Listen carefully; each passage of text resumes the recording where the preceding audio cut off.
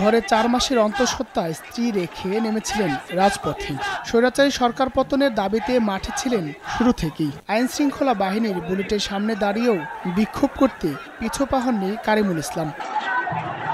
5 August Sheikh Hasina সরকার পতনের দিন রাজধানীর যাত্রাবাড়ী থানা যখন ঘেরাও করে আন্দোলনকারীরা, সেই দিন দুপুরে থানা থেকে বের হয়ে ফ্লাইওভারের নিচে পুলিশ সদস্যরা নির্বিচারে গুলি চালায়। আর সেই গুলিতে বুক পেতে দিয়েছিলেন দিনমজুর কারিমুল। পেটের থেকে নিয়ে মাংস লাগাইছে, মাংস লাগানোর পরে এই মাসের 8 তারিখে মাংস লাগাইছে পরে 10 তারিখে সে বমি সে বমি হইতে হইতে নিঃশ্বাস ফেলাইতে পারে না।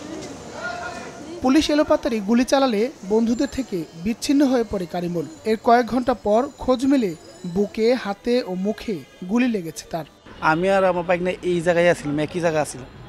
তখন পুলিশ যখন যখন বাইরে গুলি করা শুরু করছে তখনই আমি দৌড় দিয়েছি কাজলা উজু, আর বাইক না দৌড় দিয়েছে যাত্রাবাড়ি উজু, চৌরাস্তা উজু।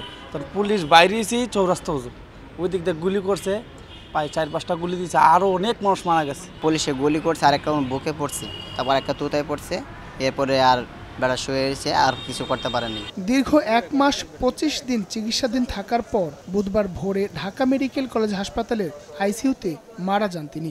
গুলিবিদ্ধ হওয়ার পর কিডনি সহ আরও বিভিন্ন জটিলতা দেখা দেয় কারিমুলের। শত চেষ্টা করেও বাঁচানো সম্ভব হয়নি তাকে। তার ইনফেকশন সারা শরীরে ছড়িয়ে পড়েছিল এবং তার লাংসও ভালো কাজ করতেছিল না, যেটা ARDS বলি আমরা, সেই রোগটা ডেভেলপ হয়েছিল, এবং তার কিডনি ভালো কাজ করতেছিল না। তার বাড়ি হবিগঞ্জের লাখাই উপজেলার কাচারহাটি গ্রামে।